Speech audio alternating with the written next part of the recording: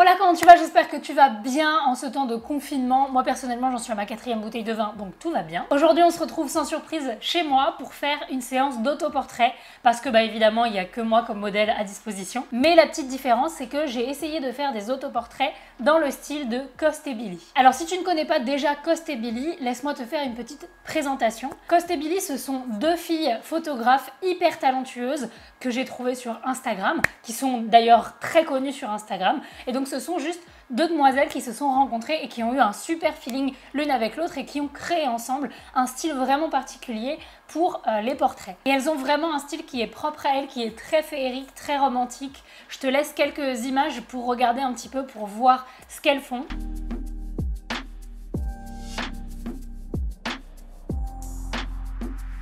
Donc j'aime beaucoup leur style et surtout je trouve qu'il est très identifiable. Quand tu vois ce genre de photo, maintenant tu sais immédiatement que c'est Coste et Billy. Et donc je leur ai demandé leur autorisation pour reproduire ce style dans un autoportrait et dans une vidéo YouTube. Sur Instagram, tu peux notamment voir, si tu regardes un petit peu leur compte, qu'elles postent aussi les backstage de leur shoot. Et ce qui les décrit vraiment dans leur style photo, c'est non seulement ce côté très féerique, mais également le fait qu'elles construisent elles-mêmes leur décor. Et ça, je trouve ça vraiment génial. Du coup, qui dit autoportrait Coste et Billy, dit également un peu de bricolage, donc il a fallu mettre la main à la pâte. Alors la première chose que j'ai faite, c'est d'abord de trouver un concept, de trouver une idée globale pour pas partir dans tous les sens.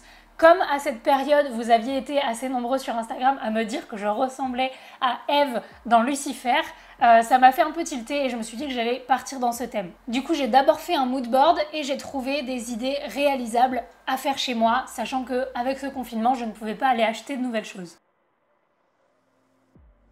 Après avoir fait un petit peu mes petites recherches, d'avoir regardé différents looks, etc., je suis partie sur ce look de Eve dans Lucifer, quand justement elle dit qu'elle reçoit un costume de Eve, parce que voilà, je trouve que dans l'inconscient collectif, ça représente bien Eve, Adam et Ève, donc je suis partie pour ce look. Et ensuite, j'ai eu l'idée de peindre un fond en ciel, donc avec du bleu et quelques petits nuages, et de mettre des lierres ou des feuilles qui tombaient dessus. Pour réaliser tout ça, j'avais une grande planche chez moi en bois, mais on aurait très bien pu prendre une planche en carton ou même un fond en tissu que j'ai peint en bleu, et ensuite j'ai réalisé des nuages au pinceau avec de la peinture blanche. Et pour les plantes, je suis tout simplement descendue dans la forêt en bas de chez moi et j'ai récupéré des feuilles.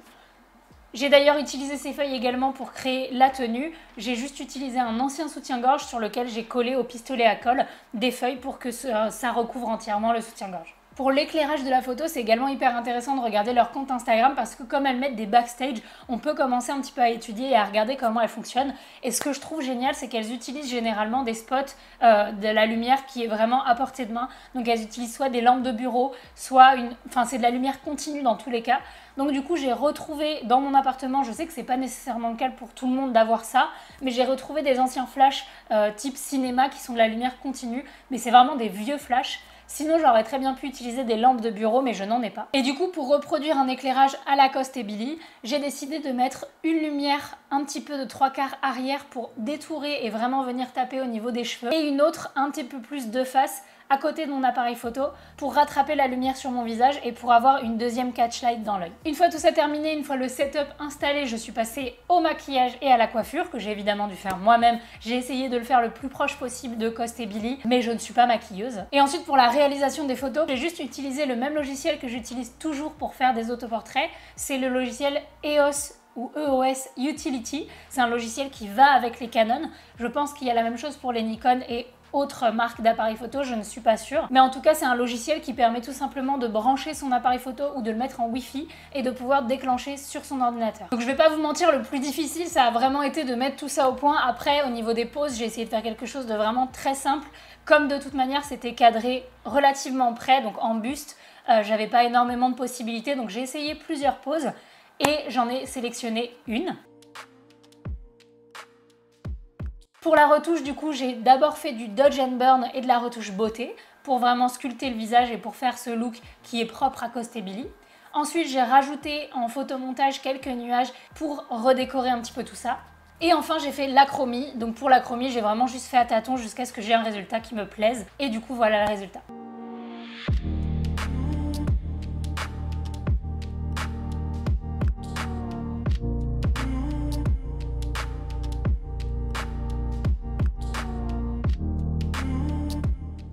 Franchement, je suis vraiment contente du résultat et je comprends le travail qu'il y a derrière parce que pour réaliser seulement cette photo, ça m'a mis au moins une semaine de travail.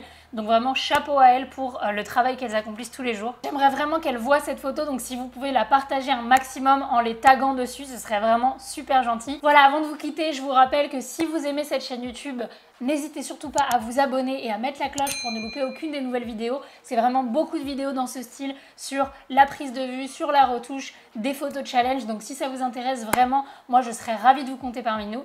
Et comme d'habitude, je vous fais des bisous. Ciao!